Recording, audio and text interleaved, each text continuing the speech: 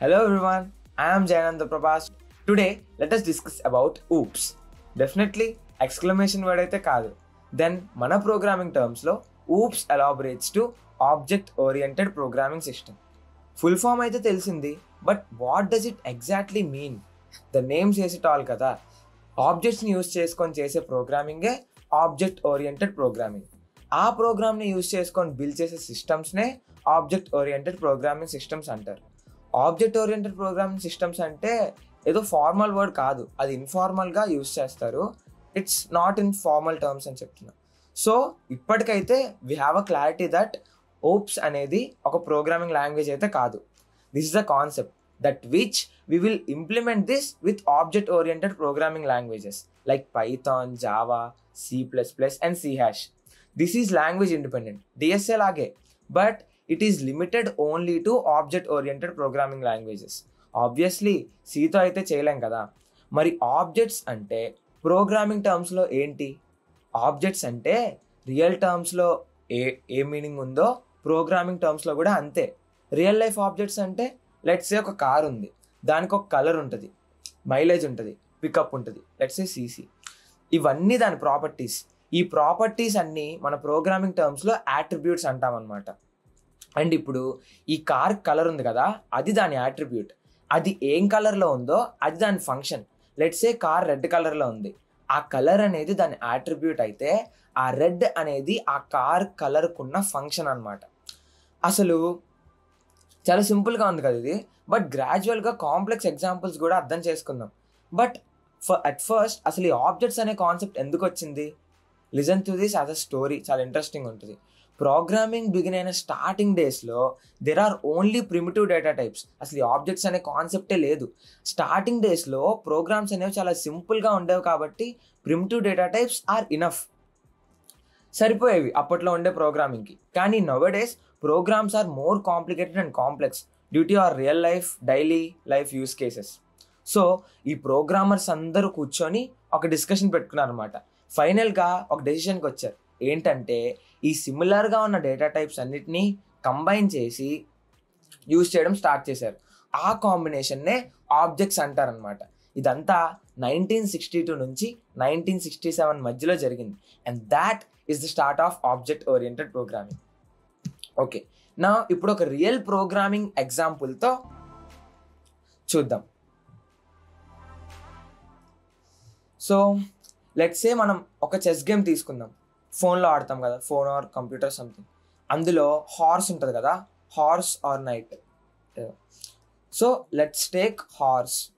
ఇప్పుడు ఈ హార్స్ అనేది ఒక ఆబ్జెక్ట్ అనుకుంటే దీనికి ఏమేమి ఆట్రిబ్యూట్స్ ఉంటాయి? ఒక పొజిషన్ వేరియబుల్ ఉంటుంది,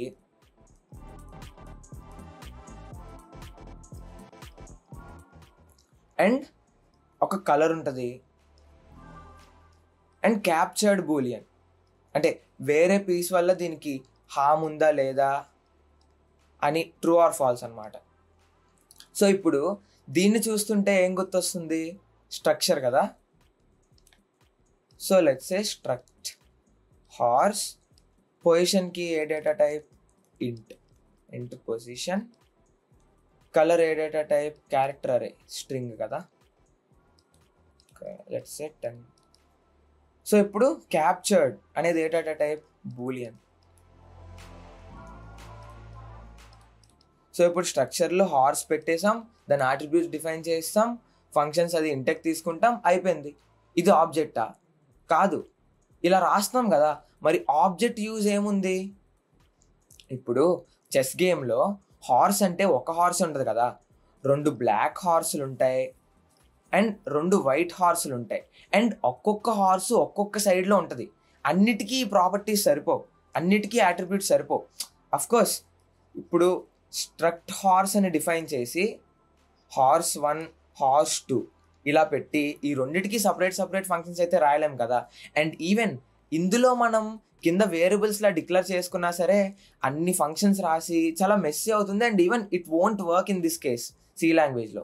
so then the object comes into play అనమాట. సో ఇప్పుడు అర్థమైంది కదా ఆబ్జెక్ట్ అంటే ఏంటో. ఇప్పుడు దాని డెఫినేషన్ చూద్దాం. అసలు ఆబ్జెక్ట్ డెఫినేషన్ ఏంటి? Object is an instance of the class. But what is class? Class is a template of object. I know this is a circular way of approach. ఇలా చూస్తే అర్థం కాదు. సో ఇప్పుడు అర్థమయ్యేలా చెప్తా. అసలు క్లాస్ అంటే ఏంటి? ఇప్పుడు ఒక ఆబ్జెక్ట్ ఉంది. ఆ ఆబ్జెక్ట్ని మనం ఏ కేటగిరీలో పెడుతున్నాం అనేదే క్లాస్. ఒక ఆబ్జెక్ట్ని మనం ఏ కేటగిరీలో పెడుతున్నాం అనేదే క్లాస్. లెట్స్ సే ఒక ఎగ్జాంపుల్ కార్ తీసుకుందాం. ఇప్పుడు ఈ కార్ని ఏ కేటగిరీలో పెడతాం? వెహికల్స్ అనే కేటగిరీలో పెడతాం. సో ఇప్పుడు కార్ అనేది ఆబ్జెక్ట్ అయితే వెహికల్స్ అనేది ఒక క్లాస్ అనమాట. మన చెస్ గేమ్ ఎగ్జాంపుల్ తీసుకుంటే ఒక్కొక్క ఇండివిజువల్ హార్స్ ఒక ఆబ్జెక్ట్ అయితే హార్సెస్ అన్నీ కలిపి ఒక క్లాస్ అనమాట. సో ఈ హార్సెస్ అనే క్లాస్లో లెఫ్ట్ ఉండే వైట్ హార్స్ ఒకటి, రైట్ ఉండే వైట్ హార్స్ ఒకటి, లెఫ్ట్ ఉండే బ్లాక్ హార్స్ ఒకటి, రైట్ ఉండే వైట్ హార్స్ ఒకటి ఉంటాయి. సో ఇవన్నీ ఇండివిజువల్ ఆబ్జెక్ట్స్ అయితే హార్స్ అనేది కంబైన్డ్గా ఒక క్లాస్ అనమాట. సో ఓకే, ఇప్పుడు ఆబ్జెక్ట్స్ అయిపోయింది, క్లాస్ అయిపోయింది. సో నా అసలు ఈ ఆబ్జెక్ట్ ఓరియంటెడ్ ప్రోగ్రామింగ్ అనేది ఎలా వర్క్ అవుతుందో చూద్దాం. ఆబ్జెక్ట్ ఓరియంటెడ్ ప్రోగ్రామింగ్ 4 ప్రిన్సిపల్స్ మీద బేస్ అయి ఉంటుంది.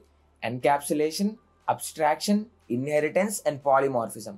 ఇవన్నీ గుర్తుపెట్టుకోవడానికి ఈజీగా ఉండడానికి ఐ రిమెంబర్ దెమ్ యాజ్ అపై.